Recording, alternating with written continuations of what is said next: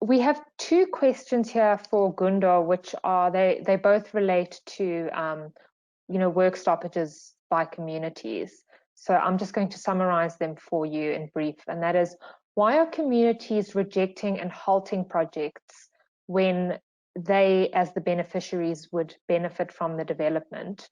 And in addition to that, can we alleviate this problem through the inclusion of a social facilitator from the start of the project? Thanks. Those are very important and very well asked questions. I'll answer the why first, and I'll give a small background. In around 2000, as part of the Reconstruction and Development Program resolutions of government, it was expressly mentioned that the construction industry is going to be developed and emerging contractors are going to be trained, and money was going to be set aside for that. What then happened later was that the setting aside was happening in government organizations as opposed to a central point. So KZN led the way with the Vukuzake Contractor Development Program, which had more than 30,000 contractors on the database, and municipalities and the provincial departments, especially the Department of Roads and Transport, were engaging a lot of emerging contractors, and some were doing excellently well and grew up to be very good construction companies. Then the Treasury Department, in fact, through the minister, it was during Trevor Manuel's term, towards the end, published a regulation saying set-asides are no longer going to be allowed. So it just became impossible to develop contractors because you need to set aside work for them and budgets for that work.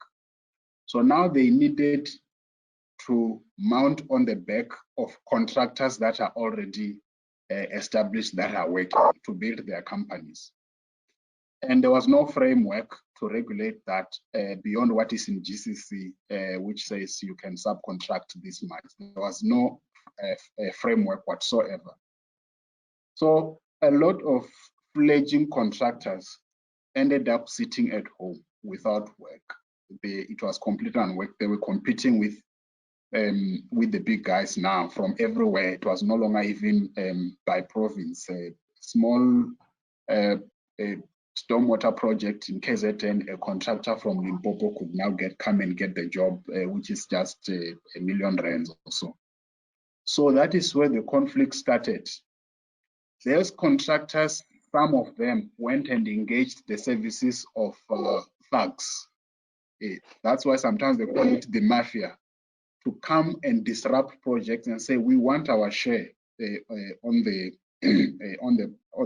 projects. Then it came from KZN, it went to Gauteng everywhere, and it has peaked now in the Eastern Cape. But it's a case of conflict between the messages that were sent by the same government, because CIDB was pushing for the contractor development program, of course, with public works, but Treasury was saying no set-asides will now be allowed, and they probably would not have had the construction sector in mind when they passed that resolution. But as I said, we have not separated infrastructure from any other thing. So for that reason, a regulation that might have solved other problems in other sectors caused big problems for another sector. How can it be resolved? It can be resolved by social facilitation.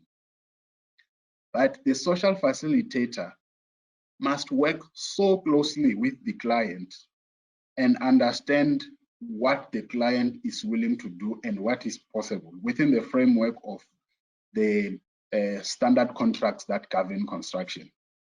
Because some of these guys come, they're not genuine contractors, some of them, and they say, no, just give us the money in cash. Your project is 100 million, so 30% is 30 million. You give us 30 million and we'll leave you alone. But they don't want to actually do work. So they actually stop the project unreasonably like that. There are those that are saying, I want to work. And I want you to put together this is my price and this is the work I'm willing to do. So when we negotiate, we must know the contract that the government, the state entity giving the work has with the contractor.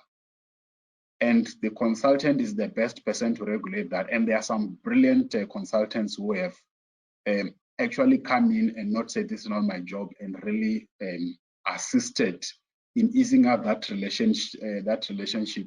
So a social facilitator per se may not be suitable. And when I say per se, I mean a normal social facilitator who comes from a social development background with stakeholder engagement. It might not be the same.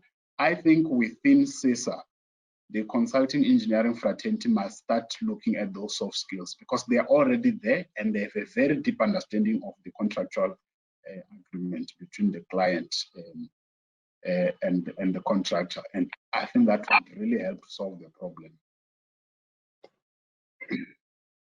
Thanks for that. I don't know if an ombuds, a construction ombuds, would be an appropriate a platform, but I think that could help. Or an engineer general, the same way that you have the statistician general, you have the auditor general. The construction fraternity might need offices like that, which have the trust of all the players in the industry. Because in some places, people don't trust government to facilitate that. People don't trust politicians to facilitate that. And in the same way, some consultants might not be trusted to facilitate them and say, these guys have worked here before, this person seems to be closer to this one. So maybe all those options need to be explored. I don't think I think it's a problem with a big impact, but it's not a big problem per se.